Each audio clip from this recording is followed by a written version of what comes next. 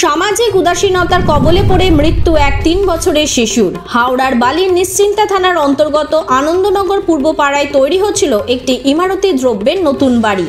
সেই বাড়িটির মধ্যেই ছিল একটি গভীর পাতকুয়া, কিন্তু যেই বাড়িটি করা হচ্ছিল আশেপাশের কোনো প্রকার বাউন্ডারির পাঁচিল না দিয়ে তৈরি হচ্ছিল বাড়িটি, তারই মধ্যে ছিল ওই পাতকুয়াটি অবস্থিত, কিন্তু কুয়োর উপরে কোনো রকম ঢাকার ব্যবস্থা ছিল না। আজ দুপুরে ওই বাড়িটির মধ্যে 3টি বাচ্চা খেলতে খেলতে একটি বাচ্চা, যার নাম মোহিত সিং 3 বছর বয়স, সে কুয়োর মধ্যে পড়ে যায় বলে ওই এলাকার মানুষের অভিযোগ। পাতকুয়ার পাশেই রাখা ছিল মোহিতের জুতো জোড়া। এই ঘটনাকে কেন্দ্র করে এলাকায় ব্যাপক চাঞ্চল্য ও ক্ষোভের সৃষ্টি হয়। খবর দেওয়া হয় স্থানীয় নিশ্চিন্তা থানাতে।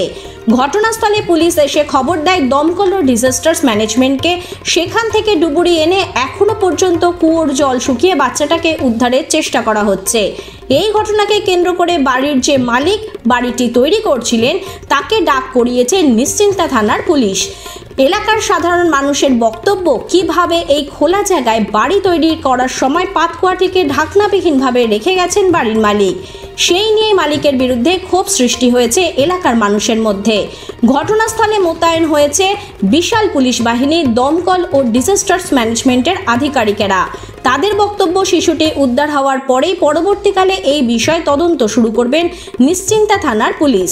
কিন্তু পুলিশের আধিকারিকদের বক্তব্য, বারবার সমাজের মানুষকে সচেতন করা হচ্ছে এরকম পাতকুয়া খোলা অবস্থায় না রাখার জন্য। বিভিন্নভাবে রাজ্য সরকার এবং প্রশাসনের তরফ থেকে বিভিন্ন সচেতনতামূলক প্রচার করা, তা সত্ত্বেও মানুষ এতটা কিভাবে উদাসীন হয়, এটাই ভাবাচ্ছে তাদের। সেই কারণেই আজ ফুলের মতো একটি শিশুটি কুয়োর জলে তলিয়ে গেল। উদ্ধার কাজ বর্তমানে এখনো পর্যন্ত চলছে। হাওড়া থেকে সুভাষিস দত্তের রিপোর্ট, 24 ঘন্টা খবর। ছিল অনেকটা কষ্ট হলো তুলতে, প্রচুর প্রবলেম, প্রচুর সমস্যা, এবং ঘাট প্রতিভা পার করি আমাদেরকে দেখো অপারেশন চালাটা। ভেতরে তো পুরোনো পাতকুয়াটা গ্যাসও তো ছিল নাকি? ছিল, হ্যাঁ, কিন্তু জলও দুর্গন্ধ। নামার পর কি আটকে ছিল? ভেতরে আটকে ছিল? না না, ভিতরে নিচে লাস্ট টাইমে ছিল। আচ্ছা, একদম লাস্ট টাইমে ছিল। তুলতে পেরেছো? উদ্ধার করতে পেরেছো? হ্যাঁ, আপাতত উদ্ধার হয়ে গেছে। অনেক উদ্ধার হয়ে গেছে। তোমার নামটা দাদা? আমার নাম বাবলু হনি।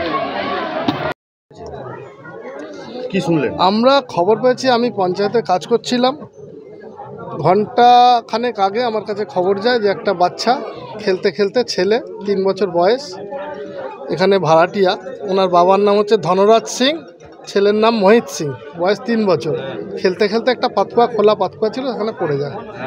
এটুকু খবর পাই।